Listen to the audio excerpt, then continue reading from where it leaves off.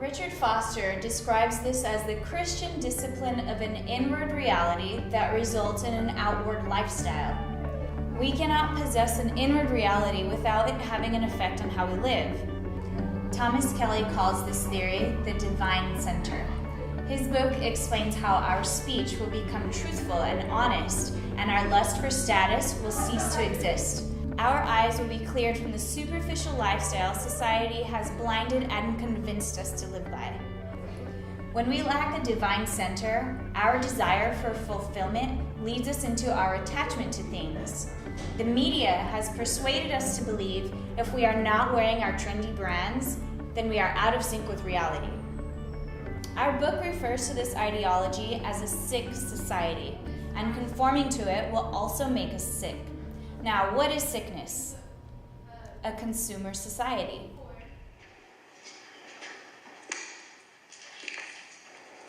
Man, I see in Fight Club the strongest and smartest men who've ever lived. I see all this potential, and I see it squandered. God damn it, an entire generation pumping gas, waiting tables, slaves with white collars.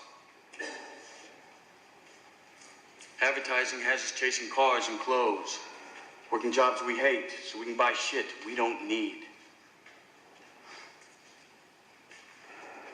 We're the middle children of history, man. No purpose or place. We have no great war, no great depression. Our great war is a spiritual war. Our great depression is our lives. We've all been raised on television to believe that one day we'd all be millionaires and movie gods and rock stars, but we won't. We're slowly learning that fact. I don't know, it's just when you buy furniture, you tell yourself, that's it, that's the last sofa I'm gonna need. Whatever else happens, I've got that sofa problem handled. I had it all. I had a stairwell that was very decent, a wardrobe that was getting very respectable. I was close to being complete. Shit, man, now it's all gone. All gone. All gone. Do you know what a duvet is? Comfort. It's a blanket. Just a blanket. And why do guys like you and I know what a duvet is? Is this essential to our survival in the hunter-gatherer sense of the word? No. What are we then? Consumers. Right. We are consumers. We are byproducts of a lifestyle obsession. Murder, crime, poverty, these things don't concern me. What concerns me are celebrity magazines, television with 500 channels, some guy's name on my underwear, Rogaine, Viagra, Olestra. Martha Stewart. Martha Stewart. Martha's polishing the brass on the Titanic. It's all going down, man. So f*** off with your sofa units and string green stripe patterns. I say never be complete. I say stop being perfect. I say let's evolve. Let the chips fall where they may. That's me. I could be wrong. Maybe it's a terrible tragedy. It's just stuff. It's not tragedy. Well, you did lose a lot of versatile solutions for modern living. You're right.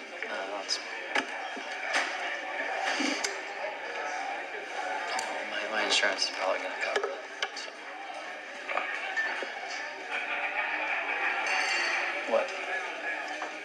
The things you own end up owning you. But do what you like. You are not your job. You're not how much money you have in the bank. You're not the car you drive. You're not the contents of your wallet. You're not your f***ing khakis. Now that we have a clear understanding of what a consumer society is, let's find out what the Bible has to say about this. The book of Matthew advises us not to lay up treasures on earth because where our treasure is, there also is our heart. Jesus also said, "Take heed and beware of all covetousness, for a man's life does not consist in the abundance of his possessions."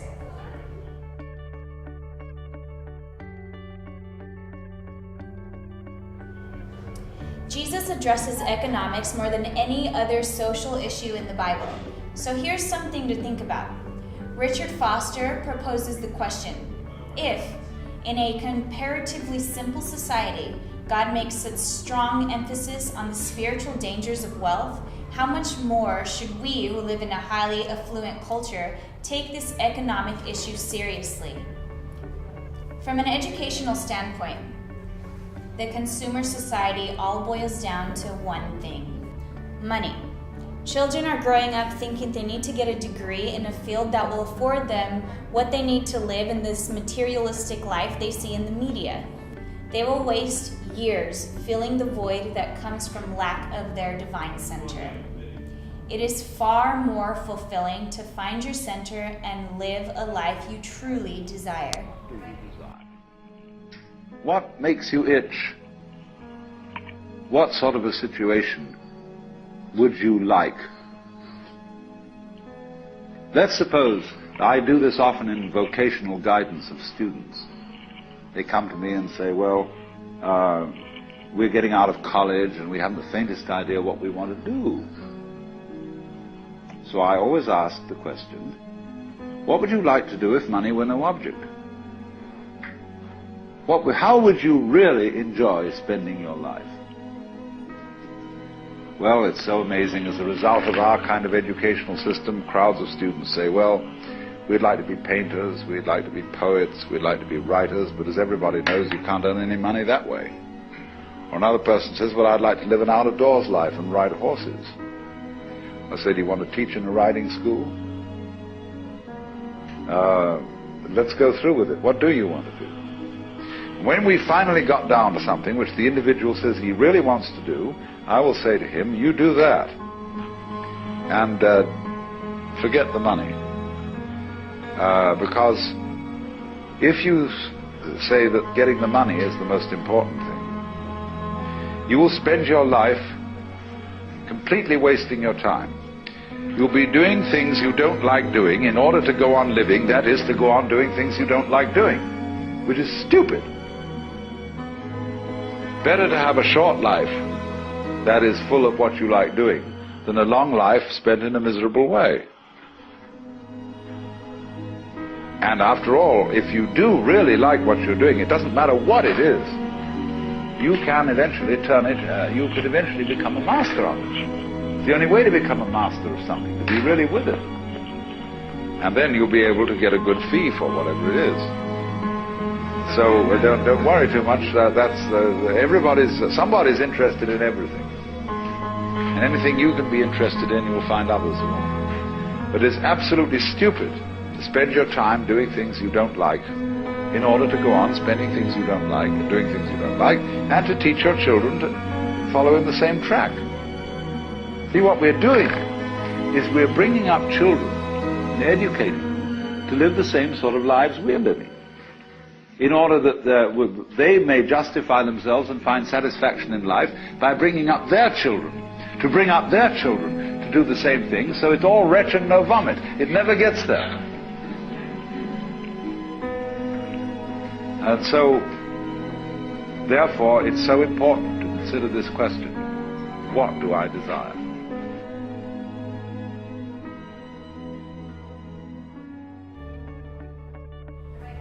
Simplicity is the only sufficient way to change the direction of our consumer society. The secret is not renouncing your possessions altogether, but rather to set them into a proper perspective. It is possible to enjoy your possessions without allowing them to destroy you.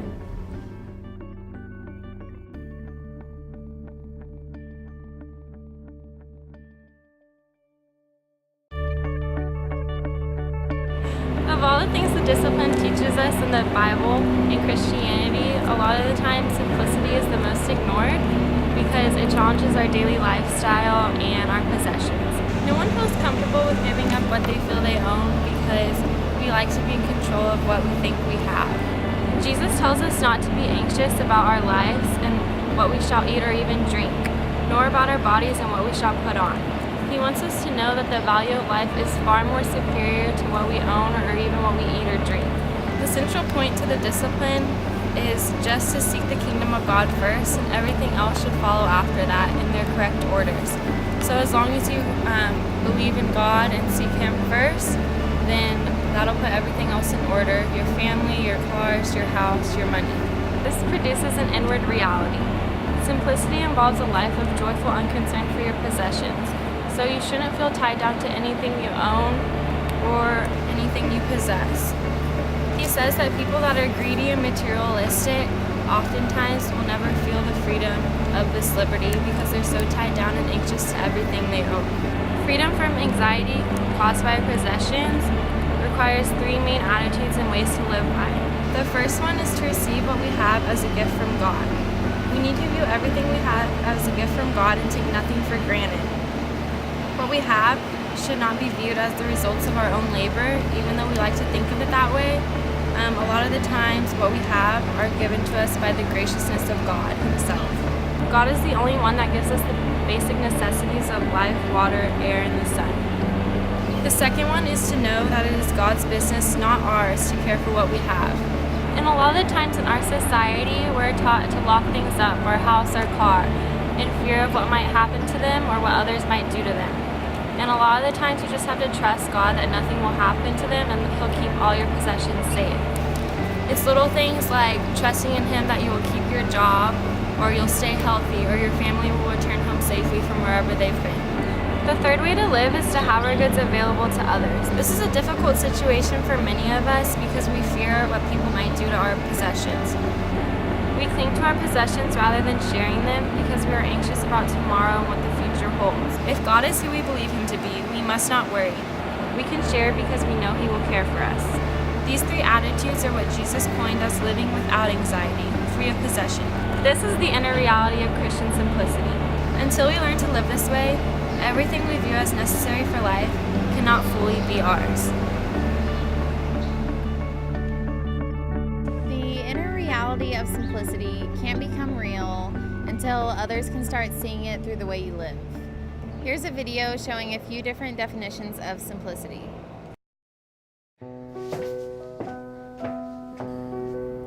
Am I staring at the camera? Should I start? Yes? It's something that liberates you rather than constrain you.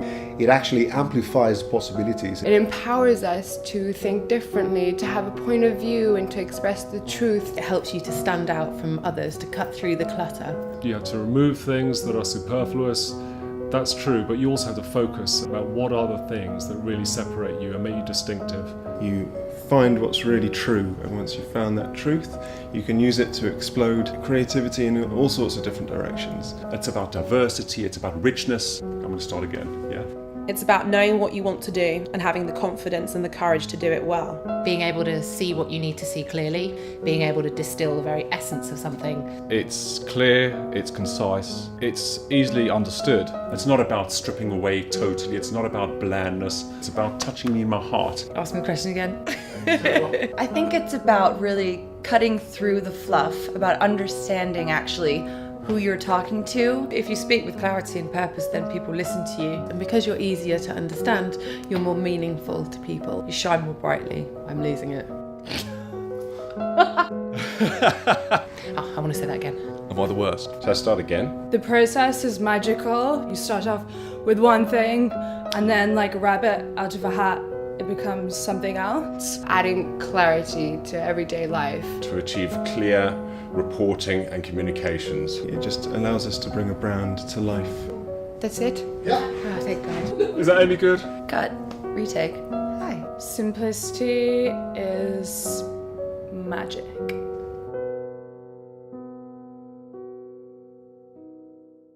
When it comes to simplicity, there's a few different principles that we can follow. First, buy things for their usefulness, not their status. Items like cars, houses, clothing are often bought to impress others instead of just to be used how we need them. We often get caught up in trying to keep up with the latest fashion or what's in, but in reality, we should just have what we need to get by. And if we can do this, we can start to impress others with how we live and how we act rather than what we have. And that's gonna really improve your relationships with other people.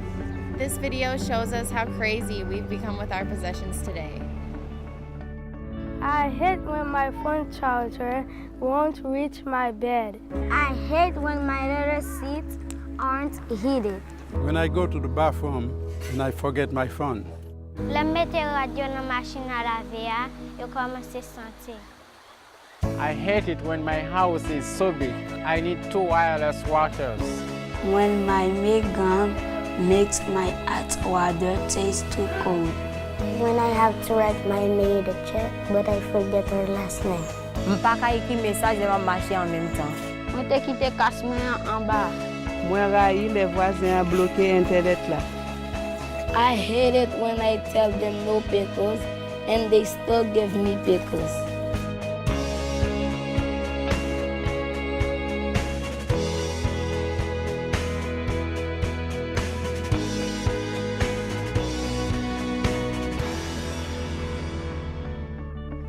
Secondly, reject anything that is producing an addiction in you. This can be anything from alcohol to TV to chocolate to money. I mean, I think that I'm addicted to Netflix. Once you can get rid of this and just start to live without it, you're going to be free from it and not bound to it anymore. And that's going to make your life a lot more simple. Third, develop a habit of giving things away. If you notice that you're starting to become too attached to something or too close to something, consider just giving it to someone else. When we do this, we can just really experience fulfillment from helping out someone else, but also getting rid of what was becoming a burden to us. A lot of times, people will give stuff away, but it doesn't have a lot of meaning to them. If one of us today gave away half of our possessions, we probably wouldn't even notice for a week because we have so much stuff. So you have to make sure that it's something valuable to you, something that has a lot of meaning to you.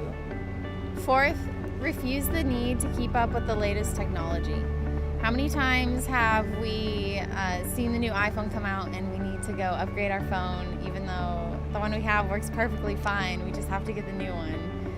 This is something that I'm definitely guilty of too. Fifth, learn to enjoy things without owning them. A lot of times we think if we own something, then we can control it. And then if we control it, then it's gonna just complete us. But that's not the case. A lot of times we end up owning it and then we become too attached to it. And it's possible to just enjoy things without possessing them. 6, enjoy the outdoors, respect creation, maybe just take a walk someday. It's actually really nice. Some days on campus, I have a break between classes, so I just walk to Central Market to get lunch rather than drive because I don't really want to lose my parking spot on campus. So I've just been walking, and it's actually really nice when it's not freezing cold, but it's kind of relaxing just to be able to have a few minutes to myself to walk outside. 7, don't fall for the buy now, pay later plan because this is just a way to bind you to an item, and that can lead to you becoming too attached to the item or maybe even an addiction. 8, obey God's instruction about simple speech. Matthew 5:37 says, "Let what you say be simply yes or no, and anything more than this is evil." Once we can learn to mean what we say and say what we mean, our lives are going to be a lot more simple, even though this is often pretty hard to do. 9, reject anything that breeds the oppression of others. This can be anything from buying products from a company that's oppressing people in other countries to just being friends with someone who is constantly hurting others. 10, shun anything that distracts you from seeking first the kingdom of God. Because this is the whole idea behind simplicity. Once we seek first the kingdom of God, everything else in our life just starts to come naturally, and we can really begin to live a simple life.